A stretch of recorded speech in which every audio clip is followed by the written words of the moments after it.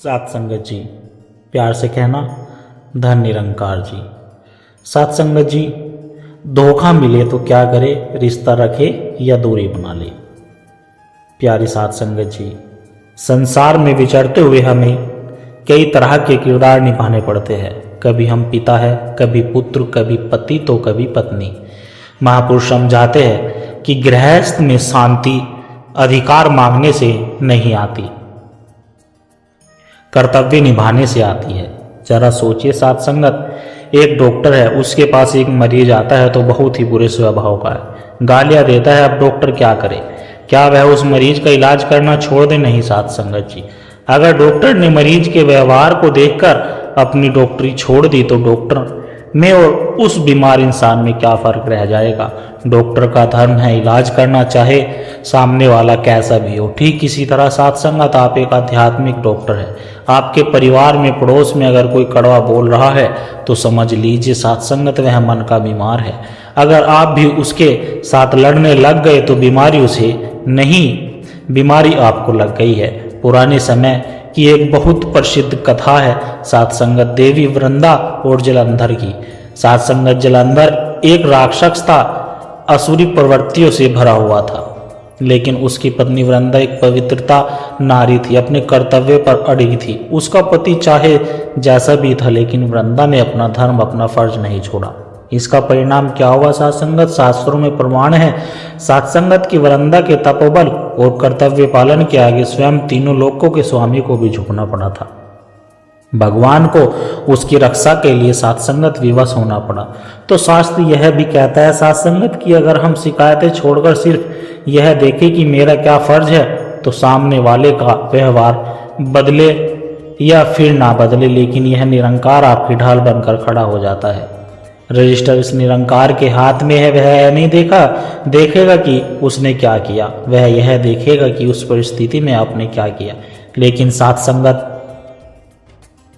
यह एक समस्या आती है। आज का इंसान कहता है कि महाराज बातें तो सही है पर सहा तो नहीं जाता, कब तक बर्दाश्त करे। आज कलयुग का प्रभाव देखो तो घरों में सहनशीलता खत्म हो गई है। छोटी छोटी बातों पर डिवोर्स तक बात पहुंच रही है। बच्चे माता पिता से कह रहे हैं कि माई लाइफ माई रूल्स, मेरी जिंदगी मेरे नियम। यह है जो मैं है ना सात संगत, यही हमारे क्लेश की जड़ है। संत कबीर जी ने बहुत सुंदर प्रमाण दिया है, कुटिल वचन शब्दे बुरा, जारी करे सब छार, साधु वचन जल रूप है, बरसे अमृत धार। यानी कड़वे बोल आग की तरह है जो सब कुछ जला देते हैं। लेकिन सात संगत, स्वभाव सात संगत पानी के जैसा। गृहस्थ में जो नम्रता है, जो सहन करता है, वही उस परिवार को जोड़कर रखता है। और सतगुरु बाबा अक्सर फरमाया करते थे कि हमें फूलों की तरह नहीं जो शाम को मुरझाए, हमें तो उस माला की तरह बनना है जो कांटों के बीच रहकर भी बगीचे को माली की तरह बनना है जो कांटों के बीच रहकर भी बगीचे को सींचता है। अगर आप चाहें कि आपका घर स्वर्ग बने तो प्रकृतियां देना बंद कीजिए। सबसे पहले जब आप रिएक्ट करना बंद कर देते हैं तो सामने वाले की आग को ईंधन मिलना बंद हो जाता है, वह आग अपने आप बुझ जाएगी। यही गृहस्थ जीवन जीने की कला है सात संगत। पर आखिर हमारे अंदर इतना गुस्सा, इतनी नफरत कहाँ से आती है? हम चाहकर भी शांत क्यों नहीं रह पाते? सात संगत, जिस बात को बहुत ध्यान से समझिएगा, यह बड़ा गहरा नुक्ता है। हमारा यह जो मन है, यह कंप्यूटर के हार्ड डिस्क या कि फिर चिप्स की तरह होता है। इस चिप में केवल एक जन्म का नहीं सात संगत, करोड़ों अरबों जन्मों का डाटा यानी कि संस्कार भरा है ना सात संगत। कभी हम जानवर थे, कभी पक्षी थे, वह सारी पार्श्विक वृत्तियां सात संगत, वह काम, क्रोध, लोभ, मोह सब इस मन की गहराई में जमा है। जब हम सत्संग में आते हैं, ज्ञान की बातें सुनते और सुमरन करने बैठते हैं तो क्या होता है? कई बार बहन जी कहती है कि महात्मा जी, दासी जब सुमरन करने बैठती है तो मन में और गंदे विचार आते हैं, मन भागता है। सात संगत जी, यह जो घबराने की बात नहीं है, यह तो खुशी की बात होनी चाहिए। जब सुनार सोने को तपाता है तो शुरुआत में सोना काला पड़ जाता है, मैल ऊपर आ जाती है। देखने वाला सोचेगा कि सोना खराब हो रहा है, लेकिन सुनार जानता है कि यह मैल अंदर था जो अब बाहर निकल रहा है। जब तक मैल नहीं निकलेगा, सोना शुद्ध कुंदन कैसे बनेगा। साथ संगत जी, ठीक इसी तरह यह तू ही निरंकार का जो सिमरन है, यह अग्नि है, यह मन के अंदर आ जाती है तो जन्म जन्मों के दबे हुए संस्कार जो है वह गुस्सा ईर्ष्या सतह पर आते हैं। साथ संगत जी, डिलीट होने दीजिए। साथ संगत, उस समय सिमरन छोड़ना नहीं है बल्कि और जोर से पकड़ना है। यह आपके मन की फॉर्मेटिंग चल रही है। दास के कहने का भाव केवल इतना कि यह रास्ता म्यूजिक का नहीं लॉजिक का है। जैसे कपड़ा धोने के लिए उसे साबुन लगाकर पटकना पड़ता है, वैसे ही मन को धोने के लिए सिमरन की चोट मारनी पड़ती है। जब तक मन में सिमरन का चोट नहीं पड़ेगी और सत्संग का साबुन नहीं चलेगा, तब तक मन की गंदगी बाहर नहीं निकलेगी। साथ संगत जी, अभी हमने बात की कि कैसे हमें अपने कर्तव्य को निभाना है और कैसे मन की सफाई करनी है, लेकिन अभी एक पड़ाव और बाकी है। क्या केवल कर्तव्य निभाना ही भक्ति है? नहीं साथ संगत जी, भक्ति की एक ऐसी अवस्था भी है जिसे अद्वैत यानी कि वननेस भी कहते हैं, जहाँ मैं और तू का भेद ही मिट जाता है, जहाँ भक्त को सामने वाले में दुश्मन नहीं अपना ही अक्ष और इस निरंकार का रूप दिखने लगता है। साथ संगत जी, वेदांत और हमारे संत महापुरुष एक बहुत ऊंची अवस्था की बात करते हैं। एक को ब्रह्मदूत नमस्ते, एक को ब्रह्मदूत नास्ते, यानी कि उस एक निरंकार परमात्मा के अलावा दूसरा कोई नहीं है ही नहीं। एक बार भगवान श्री राम ने हनुमान जी से पूछा कि हनुमान तुम कौन हो, मेरे साथ तुम्हारा क्या रिश्ता है। हनुमान जी ने हाथ जोड़कर बहुत ही गहरा उत्तर दिया। उन्होंने कहा, देह बुधांत 10 हाम, जीव बुद्ध्यांत 10 कह, आत्म बुद्धिया तत्वमेव वाहम इति में निश्चितता मृति। इसका अर्थ बहुत गहरा है। साथ संगत जी, हनुमान जी कहते हैं कि प्रभु, जब मैं खुद को इस शरीर मानता हूं तो आपका दास हूं और आप मेरे स्वामी हैं। जब मैं खुद को एक जीव मानता हूं तो मैं आपका एक अंश हूं और आप अंशी है। लेकिन जिस पल में आत्मदृष्टि से देखता हूं तो प्रभु जो आप है वही मैं हूं। हम दोनों में रत्ती भर भी फर्क नहीं है। साथ संगत जी है, ये पूर्ण निरंकारी की अवस्था है। जब हम सेवा करते हैं, लंगर में बर्तन मांजते हैं, जूते पहुँचते हैं तो हम दास है। साथ संगत, वहाँ हमें मालिक नहीं बनना, लेकिन जब बात ब्रह्म ज्ञान की आए तो हमें यह एहसास होना चाहिए कि सामने वाले घट में भी वही निरंकार परमात्मा बोल रहा है जो मेरे अंदर सुन रहा है। जब यह तू ही तू की अवस्था आ जाती है तो फिर ना कोई दुश्मन बचता है, ना कोई बेगाना बचता है। फिर इंसान से नफरत नहीं करता, क्योंकि उसे पता है कि बल्ब अलग अलग भले है, कोई लाल है, कोई नीला है, कोई 0 वाट का ही है तो कोई 100 वाट का है। साथ संगत, लेकिन सबके अंदर दौड़ने वाली बिजली एक ही है। अगर मैं बल्ब को फोड़ूंगा तो अपमान बिजली का होगा। लेकिन साथ संगत जी, दुनिया में रहना इतना आसान तो नहीं। कोई निंदा करेगा, कोई चुगली करेगा, ऐसे में समदृष्टि कैसे रखे। साथ संगत, यहाँ संतों का दृष्टिकोण समझने की कोशिश कीजिए। साथ संगत, देखिए दुनिया में 2 तरह के जीव है, एक मक्खी और एक मधुमक्खी। मक्खी का स्वभाव क्या है? उसे आप कितना भी सुंदर बगीचा दे दो, 2000 फूल खिले हो, लेकिन अगर वह कोने में थोड़ी सी गंदगी पड़ी होगी तो मक्खी सारे फूल छोड़कर उसी गंदगी पर जाकर बैठेगी। और मधुमक्खी उसे आप गंदगी के ढेर पर भी ले जाओ, अगर एक छोटा सा फूल भी खिला होगा तो वह गंदगी छोड़ेगी और उस फूल से रस निकाल कर शहद बना लेगी। सतगुरु हमें गुरुमुख बनाते हैं। साथ संगत, संसार तो रहेगा साथ संगत, इसमें गंदगी भी होगी, बुराई भी होगी, लेकिन जिसके पास ब्रह्म ज्ञान की नज़र है वह रावण में भी गुण ढूंढ लेगा, और जिसके पास मनमुख की नज़र है वह राम में भी कमियां निकाल देगा।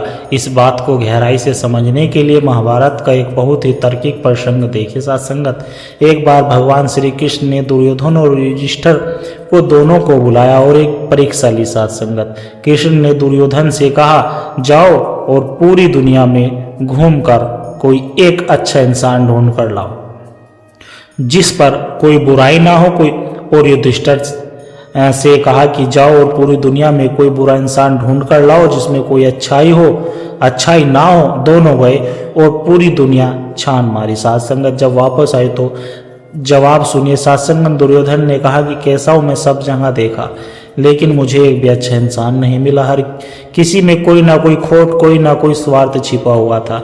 यह है मक्खी वाली नज़र, जिसे हर जगह सिर्फ गंदगी दिखी। वही युधिष्ठिर ने हाथ जोड़कर कहा, प्रभु मैंने बहुत ढूंढा लेकिन मुझे दुनिया में एक भी बुरा इंसान नहीं मिला।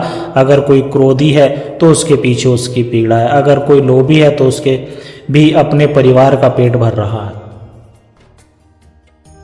मुझे हर किसी में आपके ही अंश दिखे, कोई बुरा मिला ही नहीं। यह है मधुमक्खी वाली नज़र। साथ संगत जी, दुनिया वही थी, लोग वही थे, लेकिन दुर्योधन को कोई अच्छा नहीं मिला और युधिष्ठिर को कोई बुरा नहीं मिला। क्यों? क्योंकि कमी चित्र में नहीं, साथ संगत हमारे चरित्र में है, हमारे लेंस में होती है। हम बाहर ही वही देखते हैं जो हम अंदर से होते हैं। जब सतगुरु हमें ज्ञान देते हैं तो वह दुनिया नहीं बदलते, वह हमारा लेंस बदल देते हैं। और जब नज़र बदल जाती है तो जीवन से शिकायतें खत्म हो जाती है और सिर्फ शुक्राना रह जाता है। साथ संगत, अब हम प्रवचन के सबसे महत्वपूर्ण पड़ाव पर है।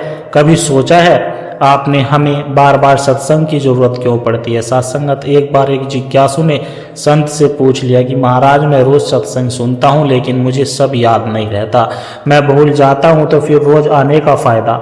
संत ने बहुत प्यारा उत्तर दिया। उन्होंने कहा कि बेटा, घर में जो टोकरी है जिसमें तुम कोयला रखते हो, जरा उसे लेकर तो आओ। वह टोकरी लेकर आओ, वह गंदी थी, उसमें कोयले की कालिक लगी थी। संत ने कहा कि जाओ नदी से इसमें पानी भर करके लाओ।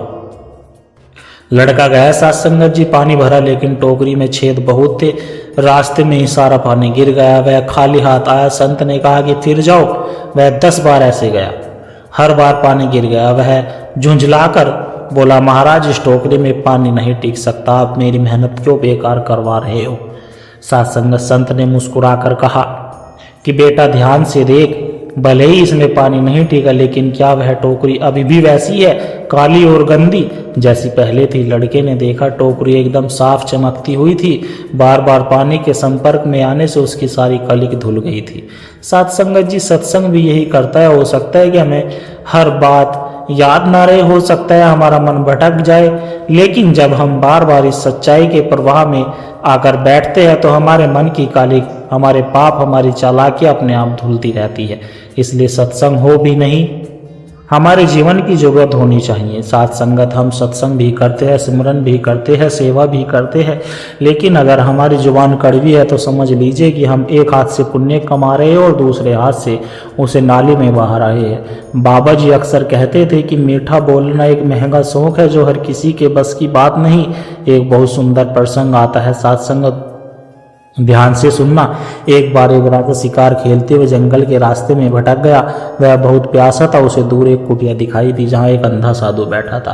राजा के सैनिक वहां पहुंचे। उन्होंने साधु के रूखेपन से पूछा, ए अंधे, क्या तूने किसी को यहाँ से जाते हुए देखा? हमें पानी चाहिए, जल्दी बता। साधु ने शांत स्वभाव से कहा, नहीं भाई, मैंने किसी को नहीं देखा। सैनिक चले गए।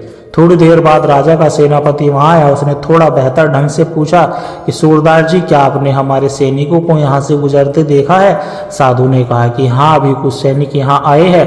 अंत में राजा स्वयं वहां पर आया। साथ संगत जी, राजा ने साधु के चरण छुए और कहा, बाबा जी प्रणाम, मैं रास्ता भटक गया हूँ, क्या मेरे सैनिक और सेनापति यहाँ आए थे? साधु हंसा और बोला कि हाँ राजन, पहले तुम्हारे सैनिक आए थे, फिर तुम्हारा सेनापति आया और अब तुम स्वयं आए हो। राजा बहुत हैरान हुए। उसने पूछा, बाबा जी आप तो देख नहीं सकते, फिर आपने पहचाना कैसे कि कौन सैनिक है, कौन राजा है? साधु ने जवाब दिया कि साथ संगत, वह हम सब के लिए एक सबक है। उन्होंने कहा कि राजन, इंसान अपनी खूबसूरती से नहीं, अपनी बोलचाल से पहचाना जाता है। जिसके शब्दों में गाली और अकड़ती, वह जरूर छोटे कर्मचारी होंगे। जिसके शब्दों में थोड़ी तमीज थी, वह अधिकारी होंगे। लेकिन जिसके शब्दों में नर्मता और मिठास थी, वह स्वयं राजा के और कोई नहीं हो सकता है। साथ संगत जी, आप भी साहों के साथ सदगुरु के शिष्य, अगर आपकी जुबान पर कड़वाहट है, ताने हैं, तो दुनिया कैसे मानेगी कि आपका गुरु महान है? हमारी पहचान हमारे माथे के तिलक या फिर काले गले के कपड़े से नहीं, हमारे बोलने के लिहाजे से होती है। साथ संगत जी, जब हम मुंह खोलते हैं तो सामने वाले को ठंडक महसूस होनी चाहिए, आग नहीं लगनी चाहिए। यही साथ संगत ब्रह्म ज्ञान की निशानी होती है। एक और महत्वपूर्ण पहलू जिस पर अक्सर हमारा ध्यान नहीं जाता, साथ संगत, दूसरों को जज करना हम सत्संग में आते हैं लेकिन हमारा ध्यान ज्ञान पर कम और दूसरों पर ज़्यादा होता है। फला महात्मा जी सेवा ठीक से नहीं कर रहे, वह बहन जी को देखो फैशन करके आती है, अमुक प्रधान जी का व्यवहार ठीक नहीं। सत्संगत कबीर साहब ने कहा है कि बुरा जो देखन मैं चला, बुरा ना मिलिया कोई, जो दिल खोजा अपना मुझसे बुरा ना कोई।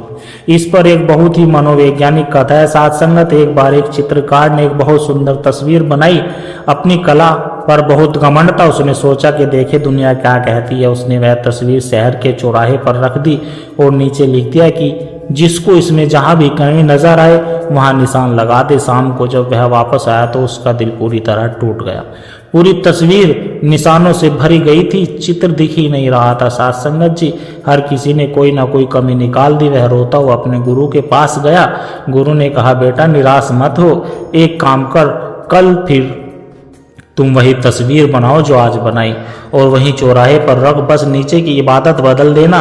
चित्रकार ने वैसे ही कहा, नई तस्वीर बनाई और वहीं रख दी और गुरु के कहने पर नीचे अब लिखा, जिसको इसमें जहां भी कोई नजर आती है कृपया उसे सुधार दे।